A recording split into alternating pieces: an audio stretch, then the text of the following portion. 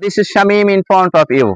I am back with the new video. In this video, I am going to teach you the use of used to. I mean, four structure of used to. So let's get started. The number one, subject, used to, V1, I mean base form of the verb. আপনি অতীতে কোনো কাজ নিয়মিত করতেন, এই ক্ষেত্রে আমরা এই বাক্যটি সহজেই করে ফেলতে পারি I used to swim. আপনি অতীতে নিয়মিত সাঁতার কাটতেন, মানে আমি সাঁতার কাটতাম। I used to play football. আমি ফুটবল খেলতাম। আশা করি প্রথম স্ট্রাকচারটি বুঝেছেন। Let's move on to the next. Number 2.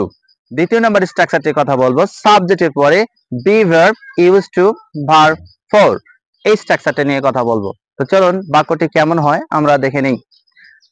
She is used to speaking English. সে ইংরেজিতে কথা বলতে অভ্যস্ত। এখানে আপনি অতীতের অভ্যাসটাও অভ্যস্ত বোঝাতে পারে। He was used to speaking English. সে ইংরেজিতে কথা বলতে অভ্যস্ত ছিল। তো number 3, will get used to, আমরা ভবিষ্যতে অভ্যস্ত হয়ে যাব।